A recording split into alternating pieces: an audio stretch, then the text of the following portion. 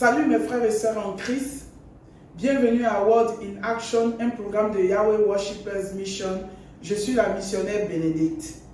Ce matin, nous allons parler de 10 actions qui bloquent les bénédictions de Dieu dans nos vies.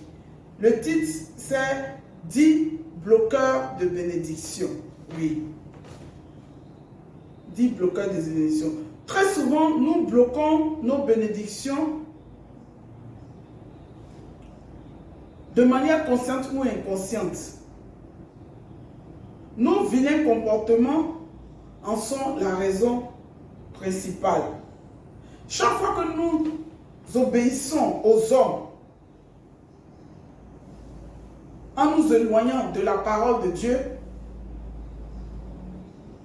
ou en agissant contre cette parole-là, nous nous privons de ces bénédictions, c'est-à-dire des bénédictions du Père.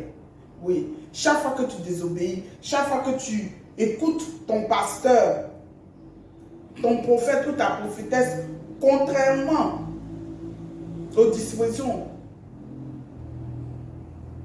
de Père, contrairement à la parole de Père, tu te prives, tu t'éloignes de tes bénédictions. Je prie que cela ne soit pas ta part. J'éloigne tout esprit de rébellion, tout esprit de désobéissance, tout esprit d'indifférence à la parole, tout esprit de confusion et de manipulation contre ta vie, dans ta vie, au nom puissant de Isaïe. Marc chapitre 7, verset 13 dit: par nos façons d'agir, nous rendons la parole de Père inactive ou inopérante.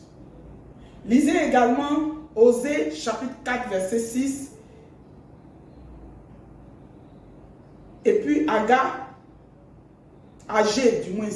Et puis Agé chapitre 1, verset 5 à 6. Quelqu'un dira: comment bloquerai-je mes bénédictions? Comment est-ce que je bloque mes bénédictions? Vous avez compris. Et je suis désolé, ce n'est pas 10, c'est 5. 10, c'était au niveau de réduction des crimes. C'est 5 bloqueurs de bénédiction. Je reviens. Le titre, c'est 5 bloqueurs de bénédiction. Ok? D'accord? Numéro 1. Chaque fois que tu doutes de la parole de Dieu,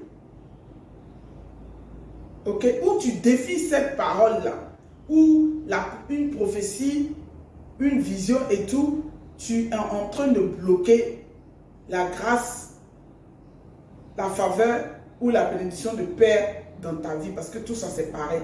Grâce, faveur, tout ça c'est bénédiction. Tu es en train de bloquer ta bénédiction. Oui. Il y a des gens qui doutent. Quand on leur donne une prophétie, ils trouvent que c'est invraisemblable. Ce n'est pas possible. Ça ne peut pas se réaliser. Parce que pour eux, c'est trop, comment dirais-je, trop beau pour être vrai. C'est infaisable, c'est inimaginable. Et ils rejettent juste par leur entendement, leur petit raisonnement. Et je ne dis même pas leur, nous tous nous faisons ça. Moi-même là, j'en suis première. Les bénédictions du Père. Vous avez vu? J'en fais autant. Et même peut-être beaucoup plus que vous. Et je bloque très souvent mes bénédictions. C'est pour cela même que je parle de ce sujet-là. Pour qu'ensemble nous puissions y penser et mettre fin à cet esprit-là ou à cette attitude-là, afin de recevoir vraiment la grâce et de rentrer dans la gloire du Père. Vous avez compris. 1 Jean chapitre 5 verset 20. 1 Samuel chapitre 16 verset 14. Vous vous rappelez de ce qui s'est passé avec Job? Il a douté et il a défié la parole. Job chapitre 38 verset 1 à 15. Nous avons aussi Romains chapitre 9 verset 20 à 21. Lorsque nous recevons une bénédiction, nous devons l'accepter. Et puis aller consulter Père, aller réfléchir, demander au Saint-Esprit de nous éclairer, de nous indiquer la voie, de nous faire comprendre ce qui en est. Et puis de suivre les instructions, que de simplement, de facto, rejeter cette vision-là ou bien cette prophétie-là. Ce n'est pas juste et ça nous condamne très souvent. Numéro 2. Lorsque tu ne crois pas ou tu arrêtes de croire en Dieu et en son fils Yesaya, Christ. Parce que Jésus n'est pas le vrai nom de Yesaya, du Christ. C'est Yesaya qui est son vrai nom, qui veut dire il vient au nom de qui? Au nom de Yah, qui est le diminutif de Yahweh. D'accord? Lorsque nous arrêtons de croire en eux, nous bloquons nos bénédictions. Oui, nous bloquons nos bénédictions. Parce que, imaginez-vous,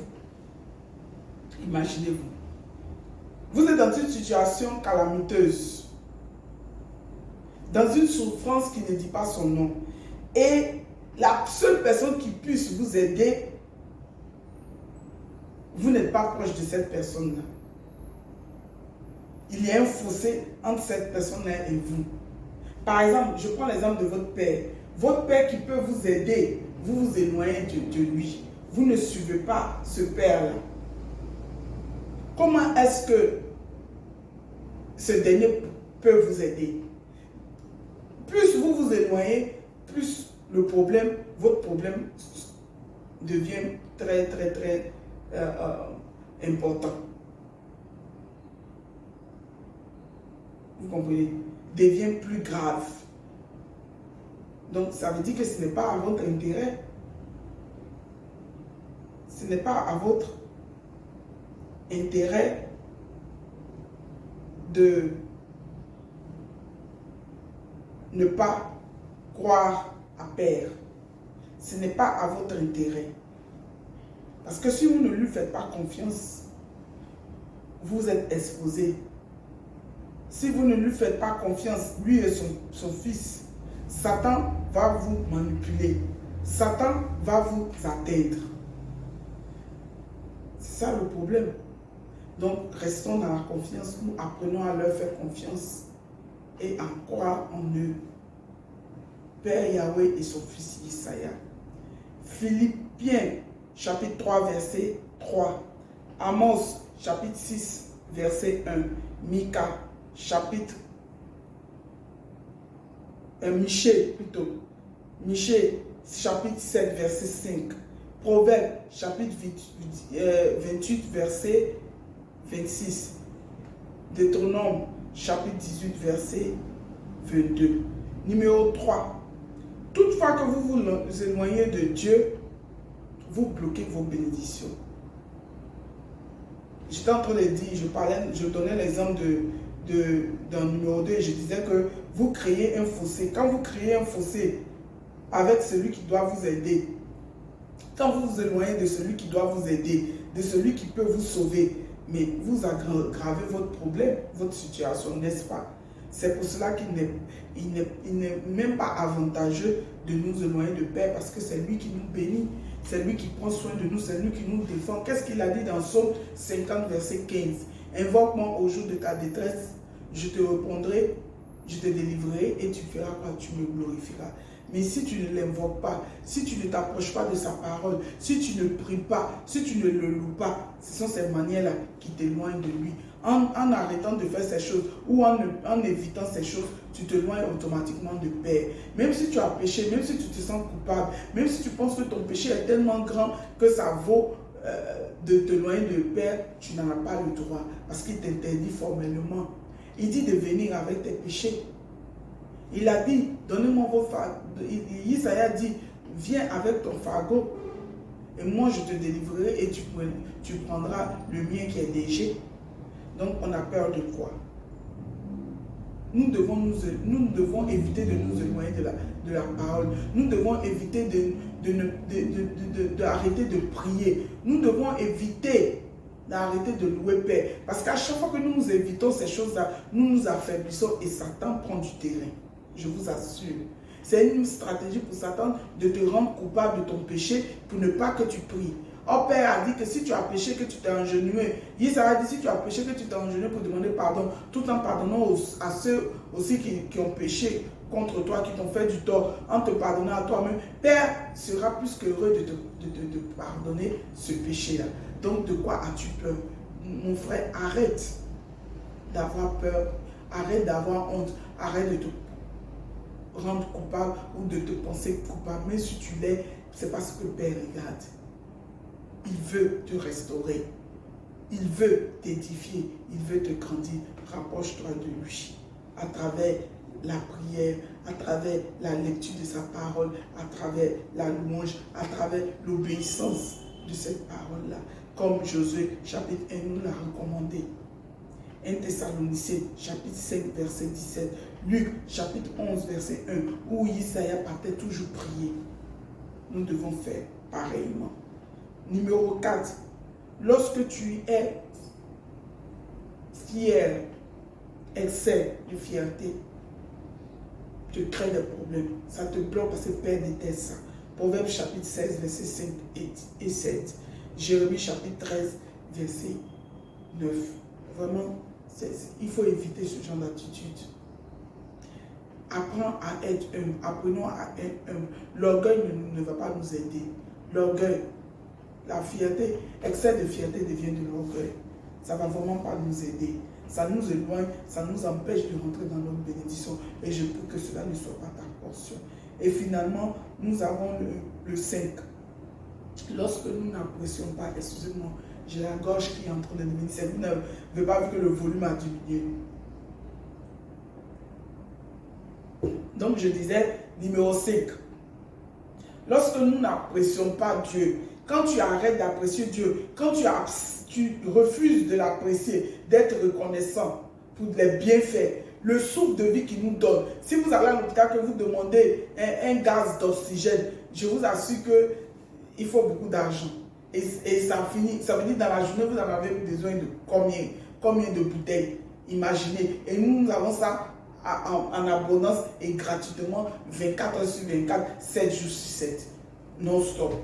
Même quand nous dormons, nous respirons. Parce que si tu dors, que tu ne respires pas, tu vas étouffer. Et puis, tu vas agoniser et mourir. N'est-ce pas? Donc, nous devons apprendre à apprécier les choses qu'il nous donne. Et apprendre nous contenter est aussi une manière d'apprécier. Parce que chaque chose en son temps. N'est-ce pas ce que Ecclésiaste chapitre 3 dit? Chaque chose en son temps. Nous devons apprendre à nous contenter dans l'endurance, dans la persévérance, dans la patience. Et Père fera le reste. Il dit que si tu ne peux pas, Paul dit, si tu ne peux pas, non pas Paul, Jean, l'apôtre Jean dit, si tu ne peux pas apprécier, tu ne peux pas aimer ton prochain que tu vois, ton frère, ta soeur que tu vois tous les jours, comment peux-tu déclarer que tu aimes du Père que tu ne connais pas? Comment peux-tu déclarer que tu aimes Dieu que tu n'as jamais vu? Comment? Comment? C'est pas possible. Donc arrêtons de nous égarer. Arrêtons de nous mentir et apprenons à faire les choses de manière correcte. Il y a des gens qui ne savent pas apprécier. Il y a des gens qui ne sont pas reconnaissants. Quand tu parles, il dit à cause du petit verre d'eau que tu m'as donné. Mais ce verre d'eau-là, si elle ou il ne t'avait pas donné, tu mourrais. Quelqu'un m'a dit, je dirais à quelqu'un que c'est à cause de, comment dirais-je, ce petit service que tu m'as rendu. Mais s'il ne m'avait pas rendu ce service-là, je ne serais pas où je suis aujourd'hui. Je n'aurais pas obtenu cette bénédiction. Je n'aurais pas obtenu cette grâce. Vous avez vu. Vous avez vu. Même si vous pensez que c'est petit, c'est utile. Autrement, vous n'aurez pas eu besoin. Si vous en avez besoin et c'est nécessaire, ça veut dire que c'est important et utile. Donc pourquoi ne pas apprécier, pourquoi ne pas être reconnaissant? La reconnaissance ne veut pas dire de ramener la balle. La reconnaissance ne veut pas dire de faire la même action. Simplement dire merci. Merci. 5 lettres. Merci. 5 petites lettres. Et puis c'est fini. Et puis la personne est satisfaite. Tant que vous dites merci, tant que vous reconnaissez les bienfaits des autres, vous ouvrez de grandes portes pour vos bénédictions. Mais par contre, si vous faites le contraire, vous fermez tout. Vous vous mettez dans une case. et vous condamnez cette case-là et vous jetez la clé, personne ne pourra ouvrir à cause de votre ingratitude, à cause de ta méchanceté. Parce que l'ingratitude est une forme de méchanceté. Quand tu n'es pas reconnaissant, c'est méchant. C'est méchant. Moi, je fais partie des gens que lorsque qui te rendent service et puis tu ne dis pas merci là, moi, ça me fait mal. Ça me fait vraiment mal. Je n'apprécie pas ça du tout. Les gens qui ne savent pas dire merci. J'ai horreur de ça. Ceux qui me connaissent savent. Quand je te donne quelque chose, il faut me dire merci. Parce que je ne suis pas obligé de te donner. Je ne suis pas obligé. Même si tu penses que c'est un devoir de ma part, je ne suis pas obligé. Parce qu'il y a des gens qui faillissent à leurs devoirs, à leurs obligations.